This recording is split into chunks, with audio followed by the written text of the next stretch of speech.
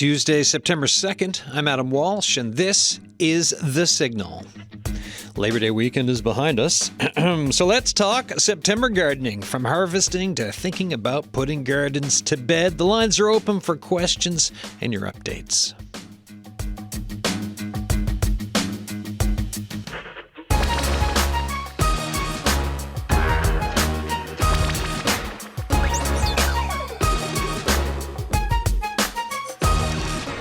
All right, September the 2nd. Here we are, early season gardening day here on The Signal, 709-722-7111, 1-800-563-8255. You can text us, 709-327-8206. The Signal at cbc.ca. Arlette Lazarenko is off, so when you're phoning, you're going to be talking to John Pike today, who is personing the helm of the calls, and I've got the handy-dandy Signal text line phone here in my hand, so you're still well covered here today, folks. Anthony O'Neill, horticulturist and director and advisor on the Board of Communities in Bloom, is our guest on the line. How you doing? Hello, Adam. How are you? I'm doing very well, thanks. Excellent. Thanks for, it's our first check-in this summer. You always do a couple, it used to be more, and we've got you on the sked for one or two per season still, as you're a busy person. Much appreciate the time. Tell us a bit just about how your summer went, and we'll hop into a couple of questions and everything else.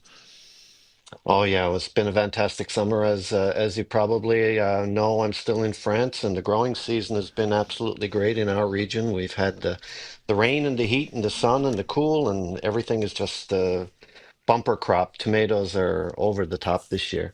But what's been keeping me busy mostly is spending some time as an advisor with the Community in Bloom group. And for people who are not fully aware of that, in Newfoundland, we call it Tidy Towns. And this year in Newfoundland, there were three communities that participated, Carbonear, Pasadena, and Happy Valley Goose Bay. So we're thankful for those communities for participating with us. But the association is a nonprofit association of volunteers that started 31 years ago.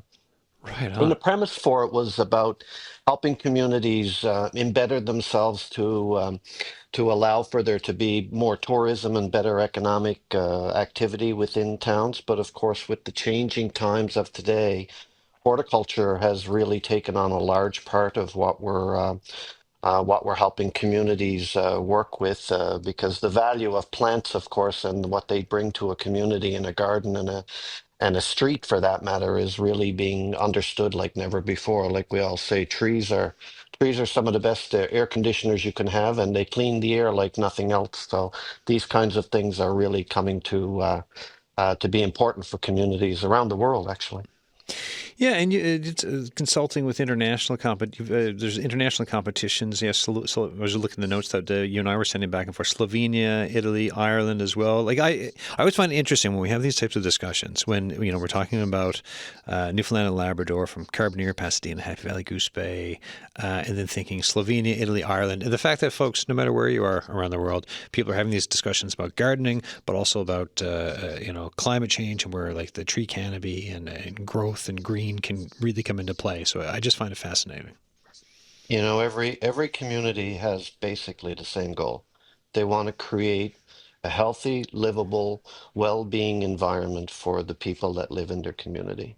And when we're living in, especially in communities that have a lot of concrete and asphalt and stone buildings, and more so in Europe that way than in Canada, but still, the aspect of pavement everywhere, it just creates heat islands. It doesn't create for environments that are necessarily healthy with the air. There's problems with flood control. And so it all comes back to, how can we connect the people in the communities to nature so that the people who are living in the communities can really, as I say, be well in their living and enjoy what nature has to offer. And of course, horticulture is how we connect communities like that to nature. Mm-hmm. We've got a caller on the line. So, folks, it is gardening day here on The Signal. Anthony O'Neill is my guest for the full show. The lines are open, 709-722-7111, 1-800-563-8255. Text us 709-327-8206, the signal at cbc.ca. Mike Teasdale's on the line. Hello, sir. How you doing? I'm pretty good, Adam. How you doing? Good, man. I appreciate the email earlier, and it was, seaweed farming in Newfoundland, the Signal's Gardening Day. So tell us, you've been on the show before talking about your seaweed farming, and we've done climate stuff together on this. Tell us a bit about what you have available that fits under the gardening tent. Sure. Well, again, just to note, you mentioned, have healthy living communities with a healthy planet and trees, helping the environment. Again, kelp does sort of the same thing underwater. Mike, you're a little muffled. Are you in a handheld, or I just want to make sure everything's crystal clear for folks to hear? Yeah. I'm on my phone. Can you hear me better now? Still a little rough. They put it on speaker. Hold on a sec. Is that any better? Yeah, I think this is a bit better. Yeah, sorry, go for it. Okay, so again, you mentioned healthy planet and trees soaking up, improving air quality. Kelp kind of does the same thing underwater, soaking up nutrients and making the water better. And along those same lines, you're doing the gardening show. Kelp, I'm sure as your guests can attest to, is great for gardening and great for helping plants, take out nutrients and helping plants, fight, resist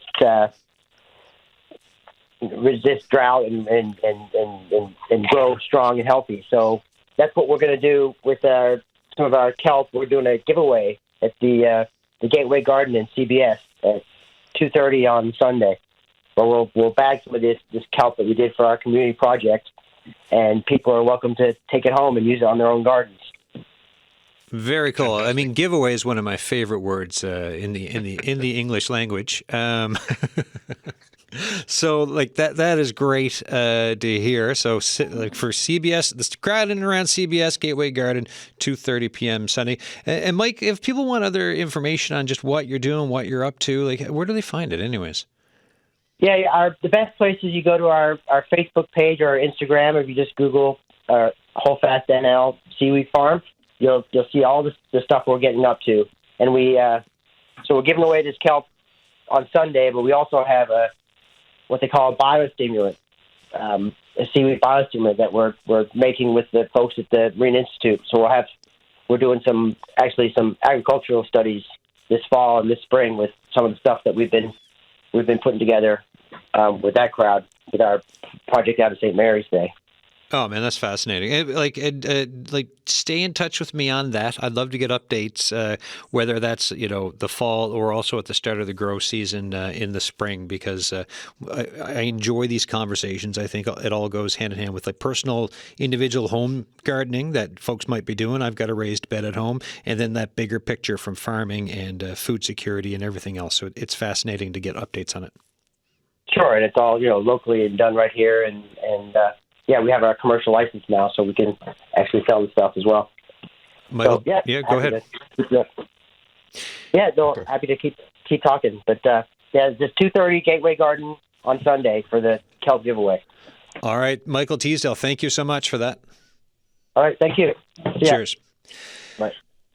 Anthony. Yeah. One of the things I was mentioning, I think it was with Tim Walsh after the show last week or whenever it was. So Tim was here. We did gardening day. And after I was talking about the raised bed I had, and my plan, it was to kind of top dress that thing with kelp for the, once the fall starts. And, now I can hop out to CBS and get some. What are your thoughts instead of having to go to the beach myself? This is a way better system. What are your thoughts on just what some of Michael was saying there? Oh yeah, no, I mean kelp is and seaweed. That's part of our cultural heritage of gardening. Yeah. All our forefathers, that's what they used. I mean, when organic gardening was being done 100 years ago, that's one of the products that they used for making sure, like you say, that you have healthy healthy, well-fed plants, and all the cold crops would grow wonderful with it.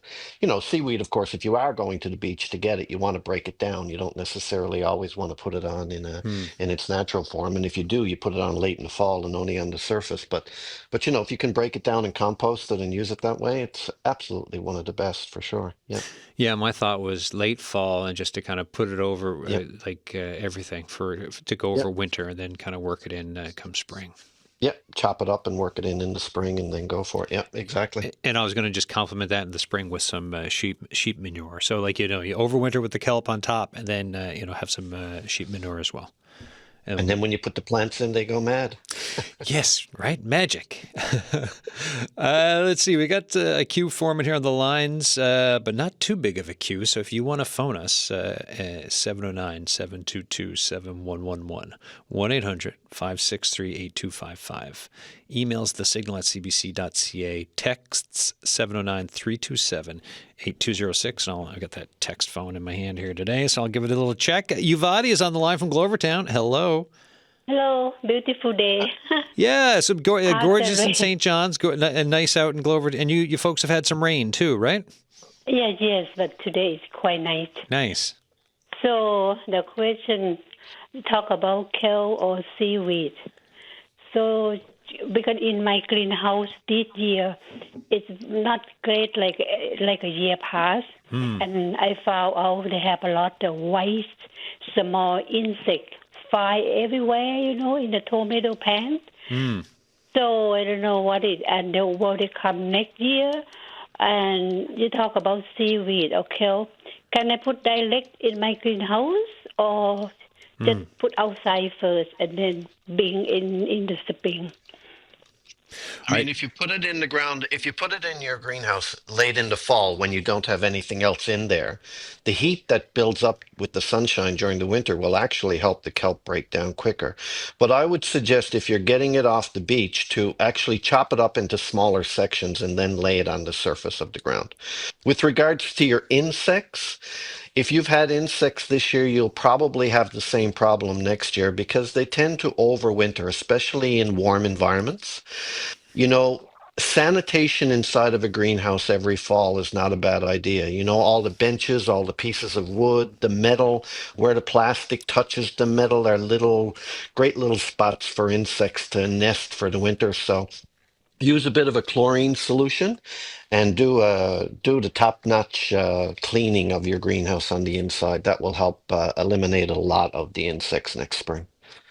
I don't know if the caught at that problem because this year I get a little bit lazy, so I spring the water direct to the pan inside instead put in the water can and do like every year. But this year I just spring like the water direct, like in the greenhouse you have spring water in the greenhouse. So I did maybe this year it's called problem.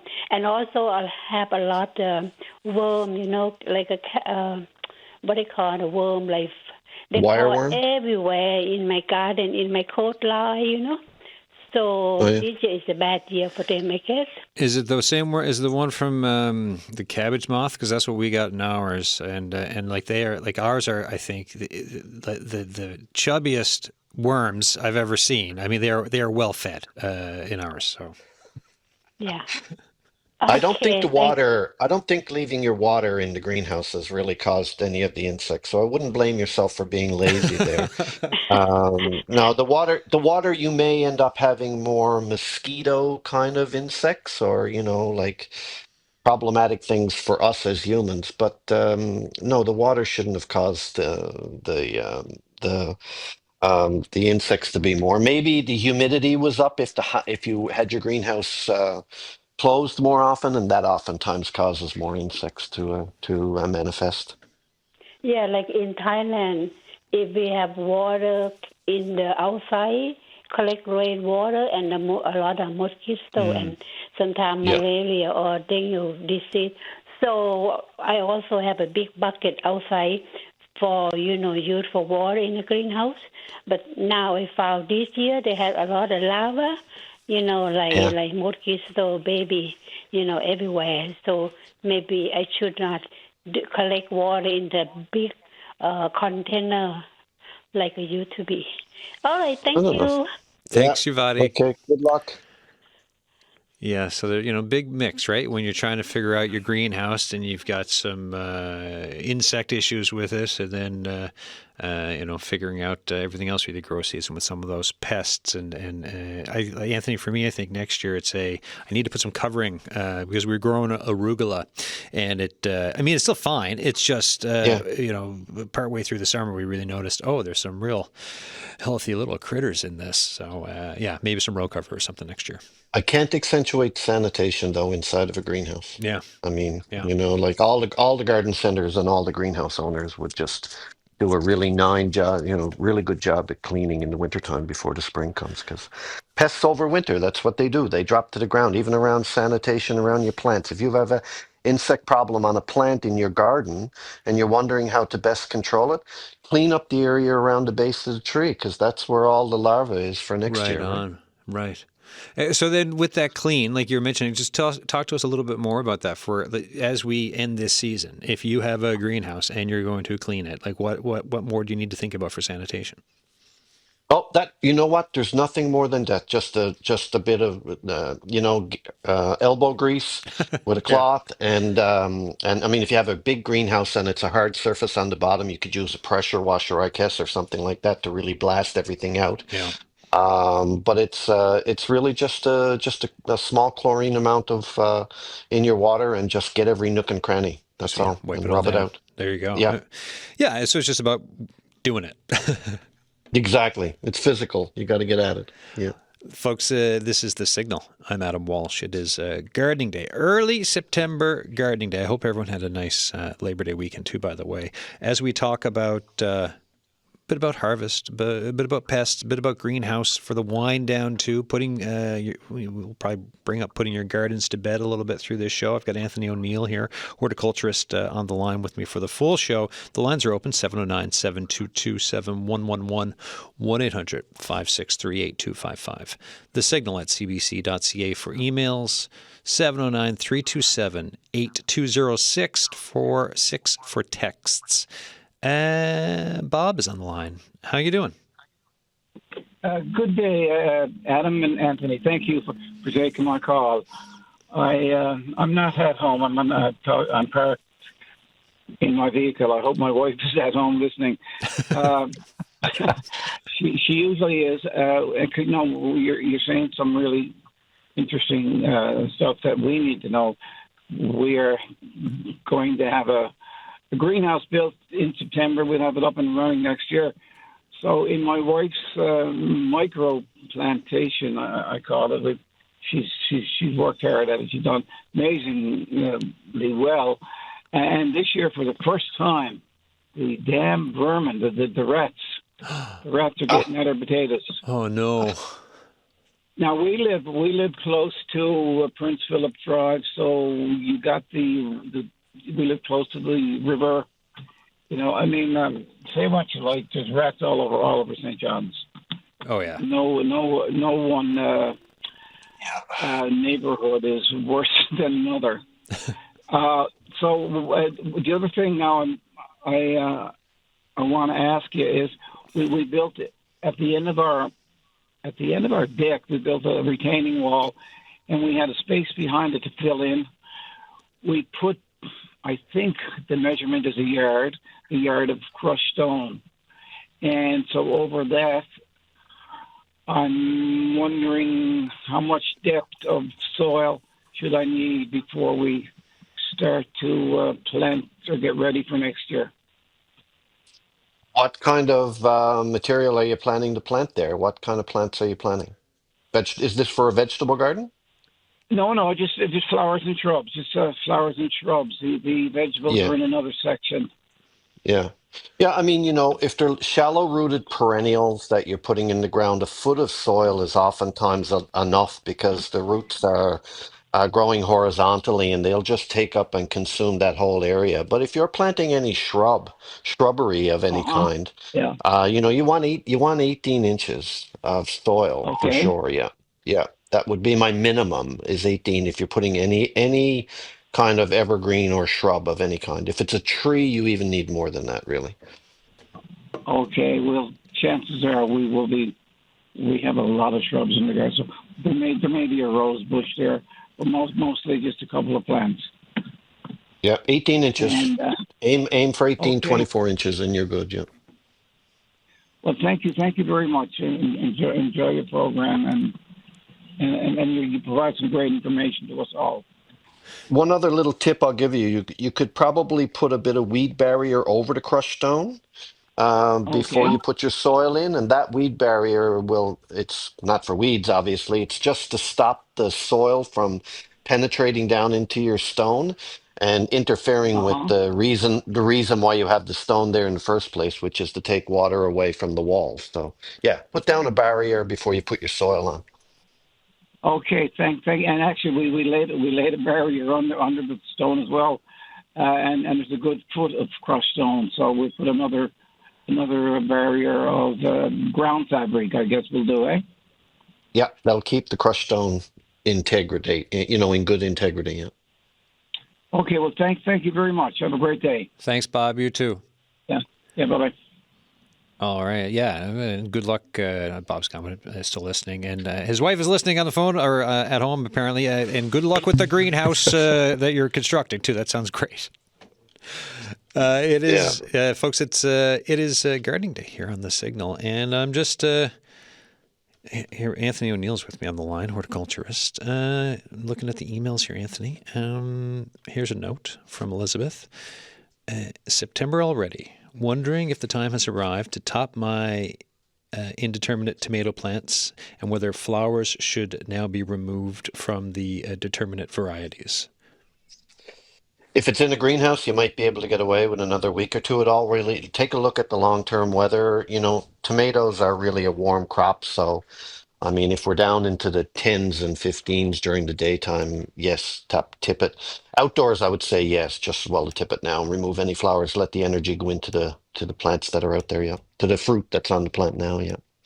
And also from Elizabeth here, I wanted to also pass along a tip I use for ripening tomatoes. When the weather gets to be too dicey to leave them out, I remove all the leaves from the plant, cut the main stem, and bring it inside to hang upside down. The tomatoes ripen nicely. I've continued harvesting tomatoes into November and even December in past years. Well, that's pretty cool. Yeah. Maybe she can send you a picture of all those tomato plants hanging upside down in her house. That'd be interesting to see. Yeah, Elizabeth, when you do that, please send a picture, and I'll forward it to Anthony. but that's great to know. Hey, that it works like that for sure. Yeah, Excellent. I haven't heard that one before. That's great. No, I mean, I haven't either. There's loads I haven't heard, but anyways, that is an interesting one. And staying on the topic for as we look towards. It's September 2nd. As we look towards the end of this month and thinking of putting gardens to bed, for me, this is for my wife and I, it's our first year having an actual real raised bed, right? So we were growing, I mentioned arugula. I think I've got Swiss chard coming out of my ears at this point. It's been so successful this year. We've also grown a couple of different Korean greens as well, perilla leaves, also crown daisies. So anyways, when all this is said and done, and we've got one little type of a squash that we've been growing too. We hope for more, but there's one. When all is said and done, what do I need to do to put that thing to bed? Am I hauling the plants out? What am I doing with this? There's different philosophies around a way to do it. A number of people they leave it, and allow the plant material to integrate into the soil. The foliage of the squash plants and all the plants that are there will actually break down. Yeah. Another way to look at it is if you're especially into composting, which I encourage everybody to do because you can't beat the value of compost as a material for your garden. You can cut it all up. Or cut it down, chop it up, throw it in your compost, let the compost do its work, and then it's excellent time for liming your soil. Right, Newfoundland has a very acidic soil, regardless of whether it's purchased or not. Especially if you're using any kind of inorganic fertilizers, they're always salt-based, and they make the acidity of the soil even worse. If you're putting peat moss into your soil, that's increasing the acidity of your soil. So liming is always number one to consider to do in the fall, and that way the rain just works its way, helps work the lime down through the soil. So other than that, you can top dress it with any kind of, like you say, you're talking about your sheep manure and your kelp and all that. That's exactly what to do. That's exactly the time to put all that on. Yeah. If you want to give us a call here for Gardening Day on the Signal, I'm Adam Walsh. Anthony O'Neill is with me on the line today for the full show. The numbers to call, 709-722-7111. 1-800-563-8255. You can text us, 709-327-8206. You can also email us, thesignal@cbc.ca. So, Anthony, for your own gardening in France, what, like you mentioned tomatoes, what else? Like, paint us a bit more of a picture of what you're up to garden-wise on the French side of things. Yeah, our garden is mostly fruit trees, actually. Yeah. Cherries, plums, a couple of different varieties of plums, the rain cloud, which is my favorite, and pears. We have 3 or 4 varieties of pears growing, and peaches. So that's what consumes most of the area. So I have a bit of a challenging garden because all these trees that are growing around causes a bit of shade. So I have to be very specific as to where the sun is going. And once I get my tomatoes plants in, there's not much more. But, carrots, I just planted leek because the leek in France can stand over the winter, and probably in some parts of Newfoundland, actually, you could plant the winter varieties of leek as well. Garlic is going in relatively soon, similar to what we would have in Newfoundland, and lots of lettuce in the springtime. Radishes, lettuce in the spring with spinach. That's the main ones. Nice. Focusing on what we like to eat too, right? Yeah, I mean, That's the key thing. Yeah. If you like eating it, that's what you want to plant. Yeah, exactly. Don't plant. Yeah, don't. If on the food side of things, if you don't like it, why are you at it? Yeah. Jacqueline is on the line. Hi, Jacqueline. Hi, Adam. How are you? Good. How you doing? Not bad. You having a nice summer? Not too bad, right? Like I think it was such a weird summer, and like really difficult for a bunch of folks, obviously in Conception Bay North and parts of it, and then I think on everyone mentally, it was quite a different type of a summer. And now as we're transitioning into fall, like this morning, I walked outside. My neighbor was walking by the house, and he's like, "Cold on the hands this morning," and I was like, "Oh, here we are, change of season." So it's been a different one. But Jacqueline, what about your summer? Well, technically, it is still summer till the 21st of the month. So how's your summer still going, I should say, yeah. Going good, buddy. Going good. It's Good. nice. Now, I have to ask, what do y'all know about quince? Quince, the fruiting plant or the ornamental flowering quince? Which one are you thinking? Well, I have one, and I bought one about 15 years ago for myself and my buddy. And about 9 years in, hers flowered and fruited. Mine didn't. Yeah. So finally, this year, she flowered and she fruited right underneath, right like almost at the ground.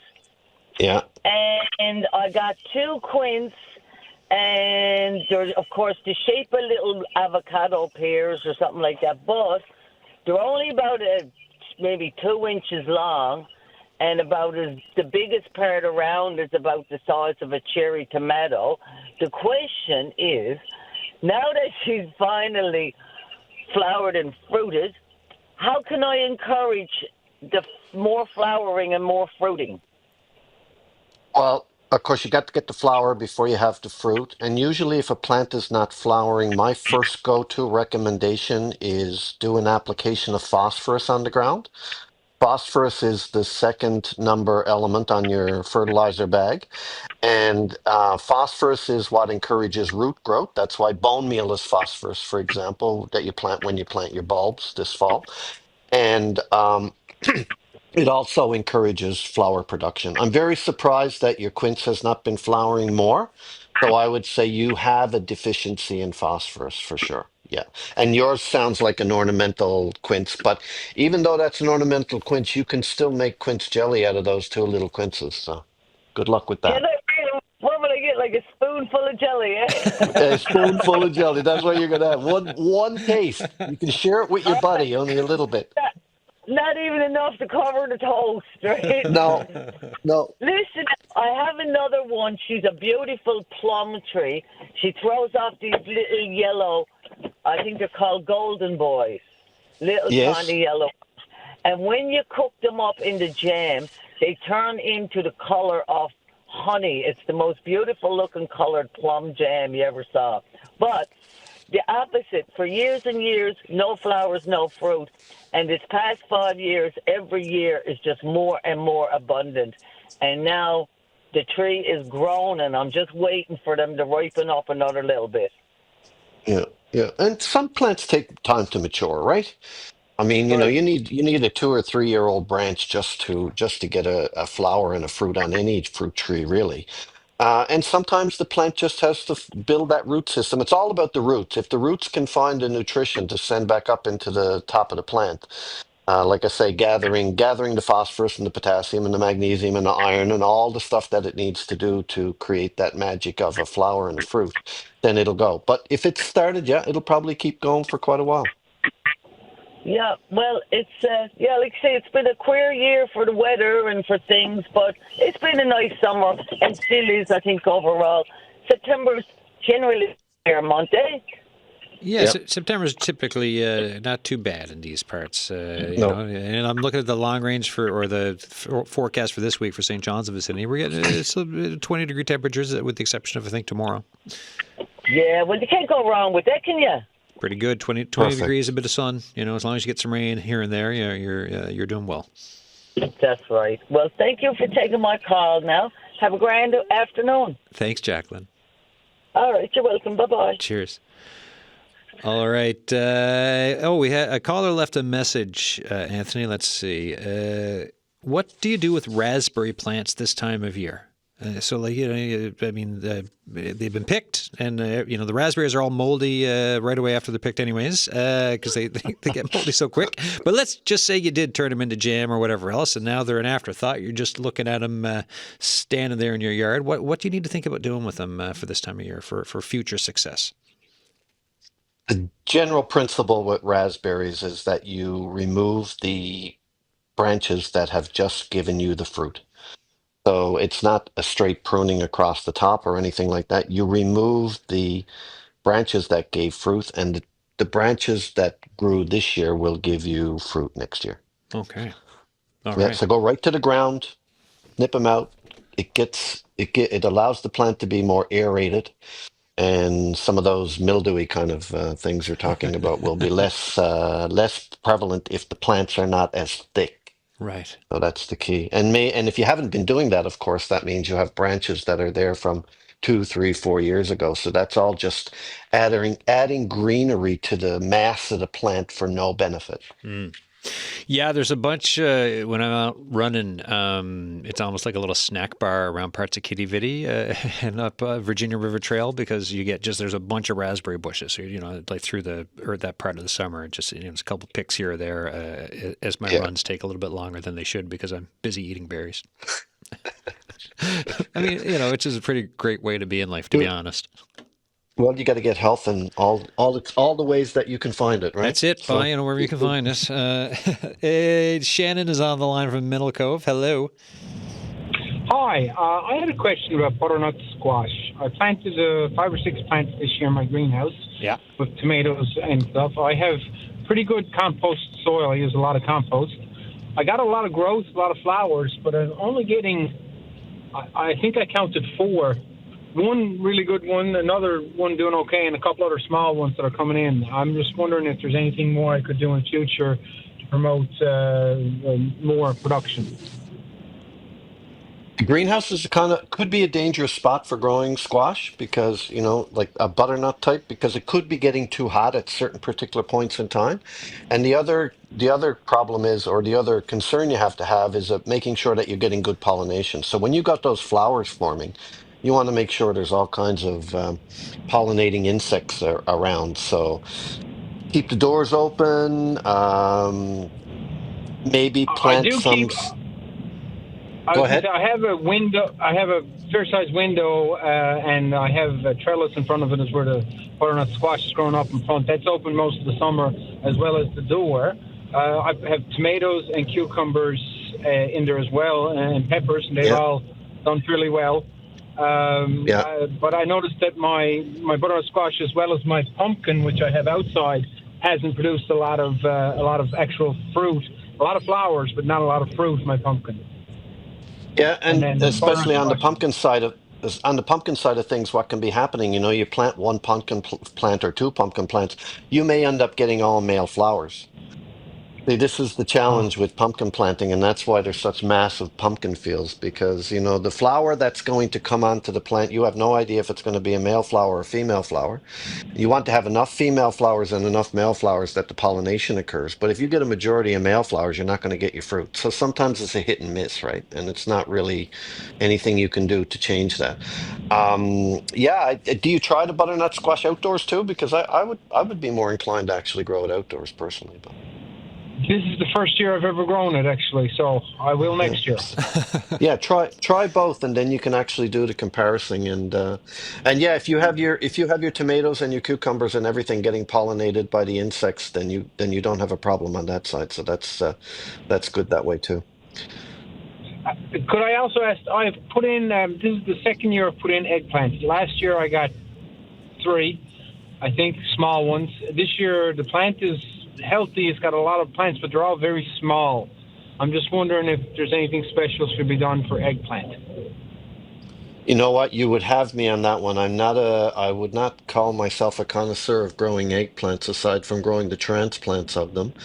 Um, I'm going to have to say I really wouldn't know what to say except to do a test on your soil and make sure you have a high nitrogen based soil. The addition of Yeah. composts and manures to your soil will definitely encourage the plants to grow. And then check the variety of eggplant that you're growing too, because some of them may be just of a miniature style. So, but I Okay. really can't give you much more help on that. Sorry about that. Oh, that's okay. Thank you. Thanks, Shannon. Thank you. All right, Shannon calling from Middle Cove there. I'm a fan of grilled eggplant. So, like Chinese eggplant on the grill, fantastic. Do you get your email open there, Anthony? I sent you a couple. Elizabeth sent us some pictures of the of the tomatoes. Oh, she did? Yeah, Oh, go on. and Let's it's do some. let me see. Yeah, thanks, Nathan, for answering with regard to the greenhouse and outdoor growing. My tomatoes are grown outside, of course. And then this is from November 2024. And I will say, folks, like, there's a lot of tomatoes. Like, this is like Elizabeth is a very, very good tomato grower. And then they've got them kind of, I guess, almost looks like the garage or something hung upside down, still on the vine, all taken, the vines cut with the tomatoes on them, all hanging in the like garage or workshop type of an area. And then one is of them green hanging upside down. Another is, I'm assuming later on, because there's a bunch that are red in that same stack. So that looks so good. They're downloading for me, so I haven't had a chance to see them, but I can imagine them in my mind's eye. It's Yeah, great. exactly. Yeah.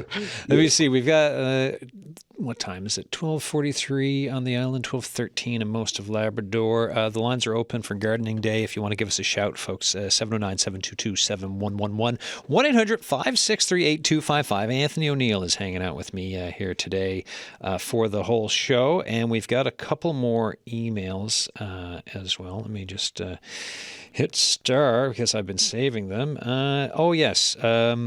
This from Anne Marie. Love the show. Well, thank you. This past 2 weeks, we have these tiny whitish worms dropping/hanging from our golden chain and dogberry. History of the same in the past 2 years. We tried spraying with soap and water. Hasn't helped. Now the tree's health is suffering. Any ideas we could try? A picture was sent in. I forwarded that to you too, but I guess you're on the French dial-up over there in France, so we'll wait and see. Whatever it is, it's taking a while. It's a picture of a little tiny. I'll try my descriptive skills here. It's almost like a bunch of. It's a worm, but the worm is like a bunch of little lightish green balls stuck together, and it looks like it's taken on some kind of carpet or whatever. It's a little worm, light green with like a ball, almost like a bunch of balls stuck together, and it's probably don't know how big it is. Not very big. Yeah, it sounds like a moth worm. Yeah. So my first recommendation would be to try BTK. which is that I know you've heard that on Yeah. on the show many times, but it's a bacteria and it's incredibly safe. So I would try that, and that should knock them out. But I'd be surprised if they have come into fall and that they're the reason why they're causing a problem for the trees, especially the golden chain. The golden chain has a tendency to go a little bit yellowy earlier than other plants, and I know that it's been incredibly dry in Newfoundland this year, so that would cause those trees to look not their best right now. I don't think I'd worry too much about it, but if you wanted to get rid of those guys, BTK, and as I was mentioning before, clean up all the mess around the base of the tree Hmm. because as you just alluded to, they're coming down out of the tree, so that means that they're definitely going to be overwintering in the bottom of the in all the rummage on the bottom of the tree. Yeah. I'm finally checking the text line for the show. Here's a note we just got. Not to turn the gardening show into rat control. However, Kent's Pond is inundated. Kent's Pond. Yeah, I saw a rat just like 2 days ago on my run around Kent's Pond, which is not abnormal. But I thought it was a squirrel. And I was like, oh, a squirrel. Not a squirrel. So I may have jumped. And if you heard a shrieking sound from Kent's Pond a couple of days ago, that would be Adam Walsh running around it. But anyways, I digress. However, Kent's Pond is inundated with rats this year. People feeding the birds and squirrels are only increasing the rat population. Yeah. Oh, yeah. Also, because of the activity around the Hoyles and Escazoni buildings, there's a major rat infestation in these areas, and very little has been done for like pest control, for the management, according to this person who's texting. Does Anthony have any suggestions on how to deal with rats in one's garden, especially when they come and eat the food off the traps, apart from sitting on your deck with a BB gun? Yeah. Yeah, well, I mean, there's been quite a few restrictions put in place around how we can actually work as homeowners to control rodents these days. So, the first thing that would come to my mind is to, contact a professional about what they can do to help with that. But if you have any composting or any activity of using waste material in your garden at all, avoid anything that is dairy and meat, right? Like don't ever put any, like even fat, don't put the fat in your compost. All of that kind of stuff just attracts them. If you have a completely vegetarian compost, that will not attract the rodents near as much. So avoid all that kind of stuff. Also have an update and texting. I dry mint 2 ways. One in the oven, they turn dark, but the one on paper in the room, and they are green in aroma. So just a text of enjoying mint after the season and drying it out. And also there's some zucchini pics of some really, I think this is from Yvonne actually, some really nice looking successful zucchinis for the year, which is fantastic. And I love that too, right? Like I know that I've got colleagues here in the newsroom who, when it comes to some of the, whether it's mint or also other types of herbs, they'll dry them and use them through the year for tea and other such things as well. Yeah, mint. I mean, when mint grows, it's like, very aggressive, and you can get all kinds of it. We freeze it, actually. That's what we do. Just put it in Ziplocs, lay it in. Perfect. Yeah, I need to do mint next year. I didn't do any this year. And it's one of those things I'm like, I'm going to do mint. And then next thing you know, it's September 2nd. And you're talking about it on the air Keep in like mind you did last year. You don't necessarily want mint maybe in your, you want it, like give a spot to mint somewhere separate from everything else. Right. Mint can be aggressive enough that it can be a pain if it really takes over. So like put it just in a separate type of, if we've got some containers, so we'll just choose one of those and grow mint out of that next year. You can put it in a container, or just if it's in your garden, you put it over there. You don't put it with everything else. Yeah. All right. Separate it from everything else. That's a great tip for me for next year. Here's one we got. So this one's a little lengthier note from Janet. And I don't know how much you can go into, but I'll read it anyways. Interesting program, and this has to do with plants cleaning the air and the soil. So Janet is saying, I understand some plants can do significant work to help clean polluted air and also polluted soil. The first time she heard about this was an article in the Guardian newspaper about strategic freeway planting in the UK to process the traffic emissions to improve air quality. She'd love to know about this or other plants that could do the same, and if it works for wildfire smoke, that type of a thing. So that's I'll go with the next question after this. But that's just one thought, and question from Janet here. There's absolutely no doubt about it. Yeah. And I wouldn't be able to get into like specific varieties to say that this particular plant is going to do more than this particular plant. But basically, the broadleaf deciduous plants during the summertime, they absorb incredible amounts of small particulate matter, and they will help with with smoke of any kind. Plants are known to clean the air. We all know this. I mean, even when we talk about house plants, I mean how beneficial they can be.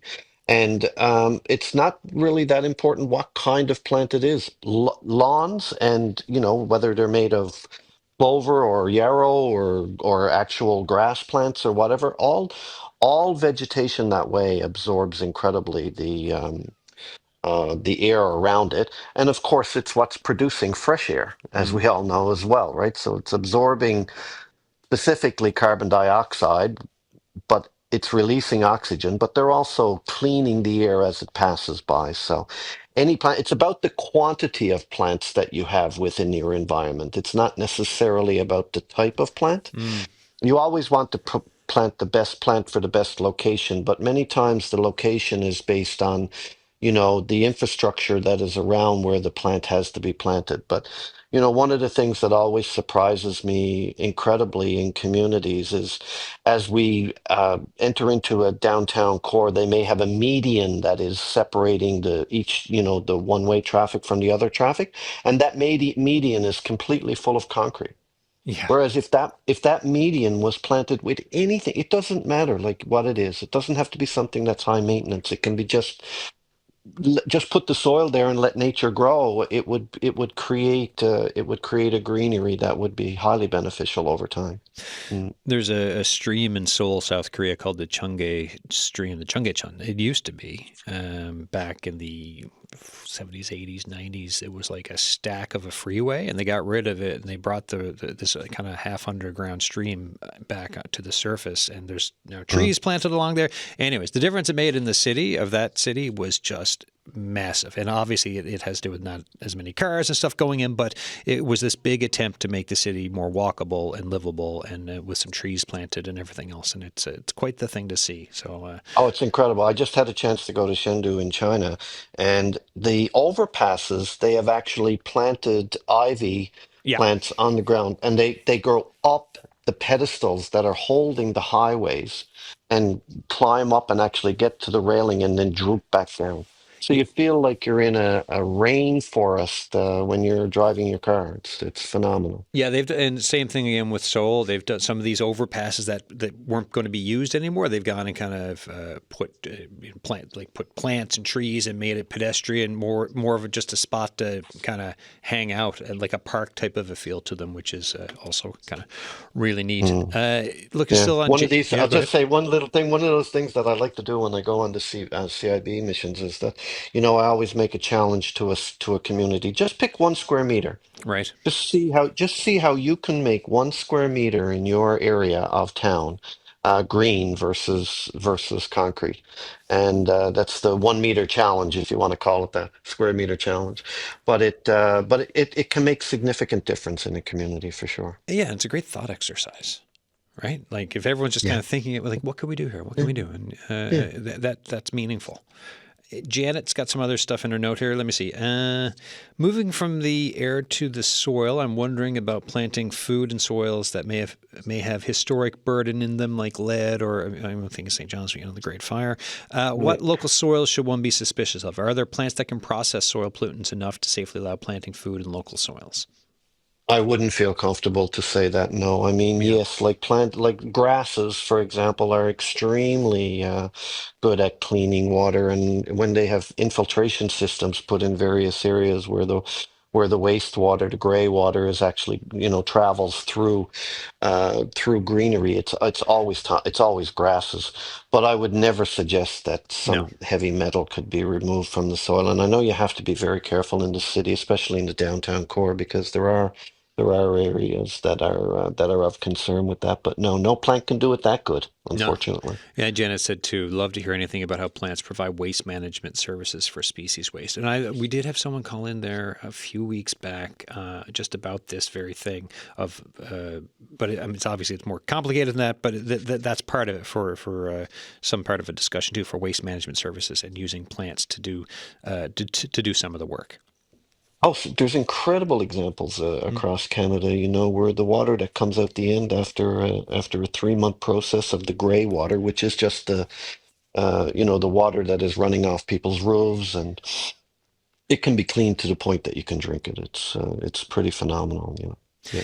Yeah, and the last bit of this note, Janet said, writing in from 2 St. John's downtown gardens. So one downtown enough to have all of the city's history in the dirt, and the other next to Rennie's River in the floodplain, which would get almost anything flooding by, like from if there are any pollutants when you get overflows with the river, which may include sewage system overflow and potential question mark here. Medical waste was the question at the end of it. So that's just the context for the full note of what Janet's wondering about here today. Yeah, the grasses are the kings in that world of helping. Willows are good too. Poplar trees are not bad for doing that because they have a great ability to absorb the moisture that's traveling by as well. But grasses are what makes the difference. Yeah. And for everyone listening to, if you know of guests, if there are people doing or communities doing interesting things with respect to what we were just talking about, so that can be climate change, for waste, you name it. Also, as we look at rebuilding and regrowth from wildfires. If you know of people or communities doing things, get in touch with us here on the show. Email us, thesignal@cbc.ca. I'll get in touch with them and have them on for a chat, whether it's gardening day or we can always just, the thing with this show that is great, everyone, is that we can carve out a special show on a topic. You name it. There's no shortage of days in the calendar with the Signal at 5 days a week when we can plan some stuff out. So, Anthony, as we get down there for the show today, what's coming up for you now as you enter into your French autumn and beyond? Well, actually, because of the Communities in Bloom activity, there's an event happening in Italy now this year where they're having a symposium and a celebration of their successes in communities. So I'm getting an opportunity to go see that. I mean, that's a hard life. That's a hard life. That's a hard life, I know, but retirement is killing me. And then our national symposium is happening in Stratford, Ontario in the middle of October. So we will excellent. have people from all around the world.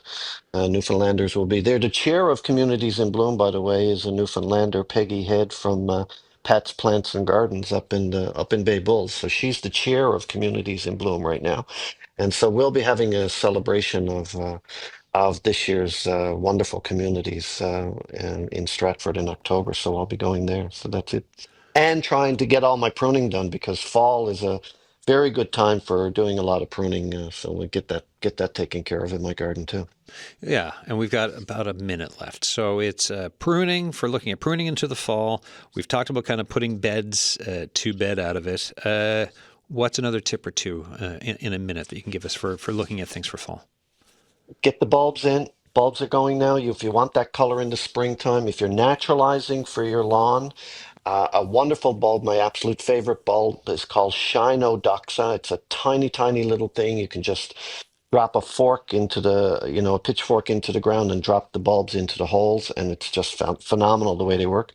Anytime you're planting bulbs in the fall, always remember it's crucial that you water them. You may think that you can just plant them and walk away, but if you don't water them, you won't initiate the root growth. And if the root doesn't grow, they'll dry rot over the winter. So that's a big problem that I've noticed over the years. So bit of bone meal, lots of water, get the bulbs in, and you'll have a fantastic show next spring. Excellent. A colleague of mine asked too, I just remember this question to ask before the end of the show.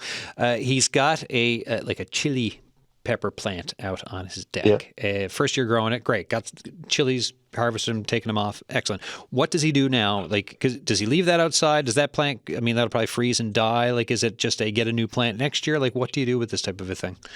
Yeah, bring it in the house and enjoy it as long as it stays green, and then get a new one next year. Okay. Yeah, they're not meant to live forever, no. They're very ephemeral. That's a real big life lesson for the end of the show here. Anthony O'Neill, thank you so much, and safe travels. Thank you. Take care, everyone. Thanks. Cheers. Bye. Bye. All right, everyone. That is it for Gardening Day. The first spring gardening day of this, or September gardening day of the season. Anyways, my mind's already out of the show. Tomorrow, YWCA's annual Circle of Distinction Awards are coming. You will meet some past recipients of these awards, and you'll hear stories of empowerment, inspiration, folks motivating others to learn, achieve, and participate in community. Till tomorrow, thanks for listening.